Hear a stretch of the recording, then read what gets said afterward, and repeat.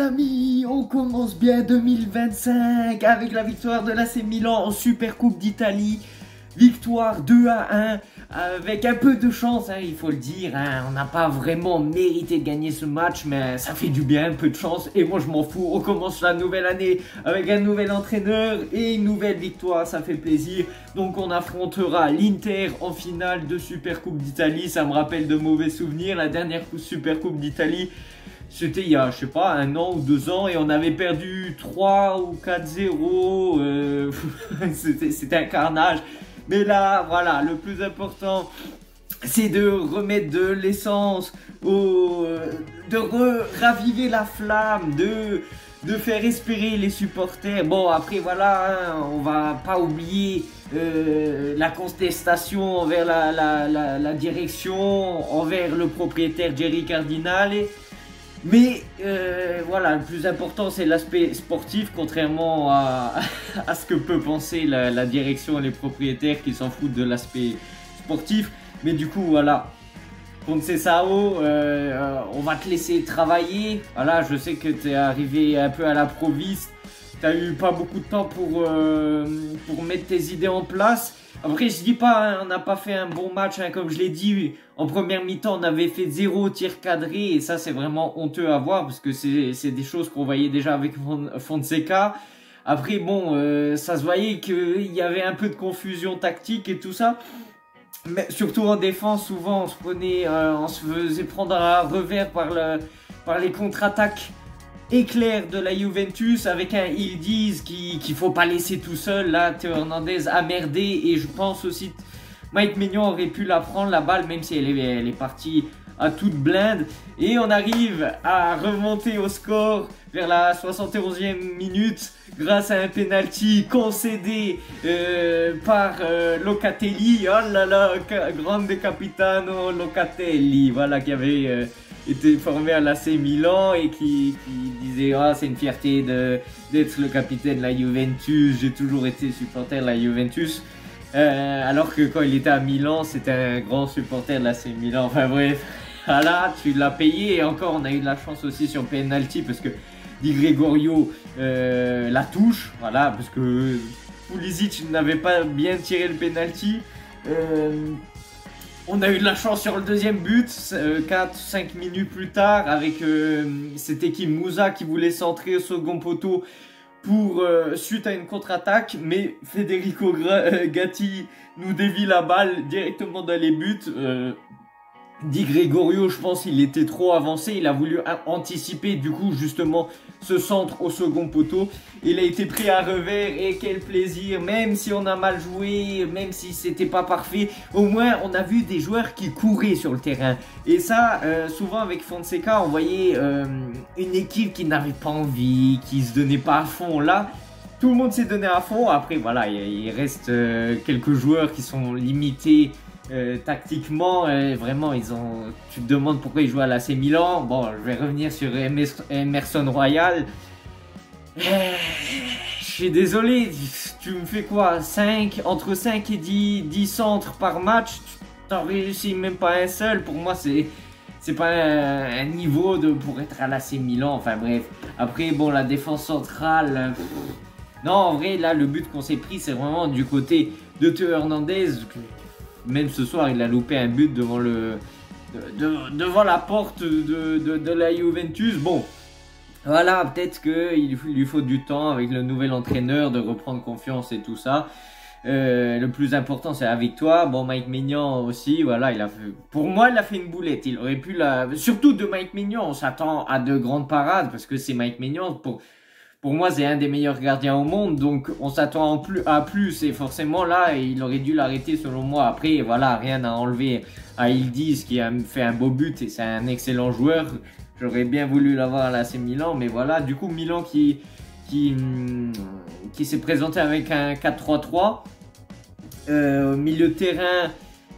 Qui avait du mal à faire du filtre au milieu de terrain. Et il y avait souvent, une fois que le milieu de terrain était dépassé, il y avait des gros trous dans la défense. Bon, voilà, on laissera le temps à Conceição de rectifier tout ça. Après, Fofana, bon, c'est pas le même que d'habitude. Il n'a pas récupéré énormément de ballons de ce que j'ai vu. Benacer, bon, il faut lui laisser le temps de revenir en forme.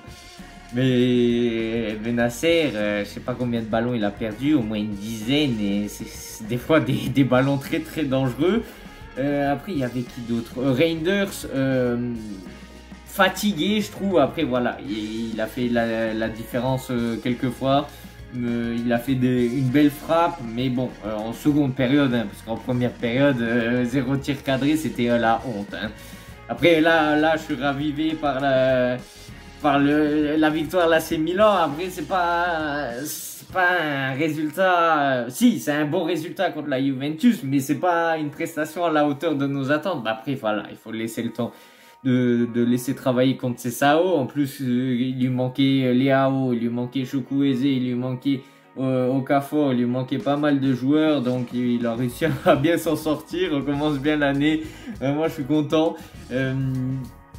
Ensuite, du coup, Pulisic, bon, il a marqué le penalty.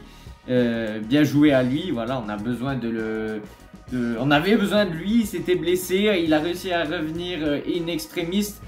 Après, voilà, c'est pas son niveau habituel, mais bon, il faut qu'il se remette dans le bain et voilà, ça va revenir. Moi, je m'inquiète pas pour ça. Par contre, Morata, je pense pas qu'il soit compatible pour le jeu de Conceição, parce que je pense que Conceição, déjà à Porto, il avait besoin d'une pointe plus finisseur qu'une pointe de mouvement. Et je pense que, bon, là, il est obligé de mettre Morata dès le début, mais je pense qu'au fur et à mesure, il va passer à la trappe. Je pense que Conceição va préférer opter pour des joueurs comme Abraham ou Camarda. Camarda, ça serait parfait. Bon, après, peut-être qu'il est trop jeune, selon Conceição, même s'il fait confiance aux jeunes. Non, mais je pense que Morata, il va passer à la trappe parce qu'il n'est pas trop compatible avec le jeu de Conceição, où c'est beaucoup axé sur les ailes et on a besoin vraiment d'un finisseur là devant. Et bon, voilà, Morata, il fait tout, hein, il sait tout faire, il sait faire le pressing, il sait défendre, il sait faire des belles passes de temps en temps, mais en finition, des fois, à un moment, bon, il avait réussi à dribbler un adversaire dans la surface de réparation. Il a fait une touche de trop et il a tiré. Et malheureusement, la défense s'était replacée. Mais on s'attend à plus. Bon, après, voilà, c'est Morata, on le connaît. Hein, il n'a jamais été un goleador. Hein, il n'a jamais mis 30 buts par saison. Mais bon, voilà, c'est aussi sur le mercato, on parle beaucoup de Kolo Muani, de Darwin Nunez. Bon, Darwin Nunez, je sais pas si c'est un bon finisseur. Bon, on verra bien. De toute façon, je vais pas parler de mercato et j'ai pas envie de parler de ça. J'ai envie de parler de ce soir, des résultats, et Milan ce soir a gagné et c'est le plus important. Peu importe la manière, tant qu'on n'a pas volé, moi ça me va. Bon, après des fois l'arbitrage, la roue elle tourne.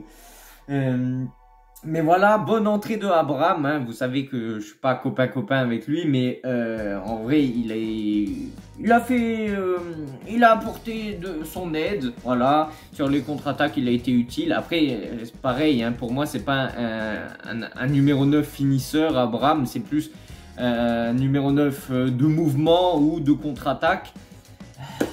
Oui, après moi c'est pas ce qui me fait kiffer, voilà. Bon, le numéro 9 qui me faisait un peu plus kiffer, c'était Olivier Giroud, même s'il n'y avait pas de fantaisie, c'était vraiment le renard des surfaces pures, mais au moins il faisait la différence et il nous était très utile. Mais tant qu'on arrive à gagner comme ça, moi ça me va. Jiménez, bon, il a fait son match, voilà, il n'y a rien à dire. En plus il joue dans un rôle qui n'est pas le sien de base, voilà, on l'a fait jouer ailier gauche parce qu'il y a tout le monde qui est blessé, Okafor, Leao, Chukwueze, ben, il est obligé de s'adapter, de le faire jouer là en haut à gauche, et il a fait son boulot.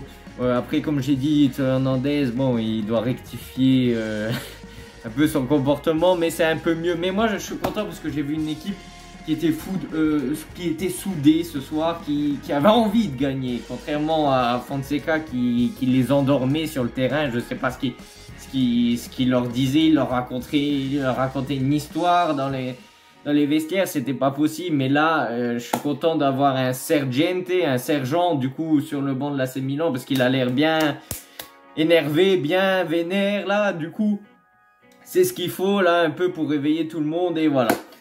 Avant de se quitter, je voulais aussi vous remercier pour vos pronostics. Voilà, merci à Esdras Kouassi et à Tristan et à Lulu pour vos pronostics qui se sont révélés justes. Voilà, donc vraiment merci à vous d'avoir porté bonheur à l'AC Milan. Et voilà, avant chaque match, je vous propose dans l'espace communauté de ma chaîne YouTube de me proposer vos pronostics avant chaque match. Donc voilà, avant de regarder les matchs de l'AC Milan et tout ça, pensez à moi et mettez votre petit pronostic en espérant que vous allez porter bonheur à l'AC Milan.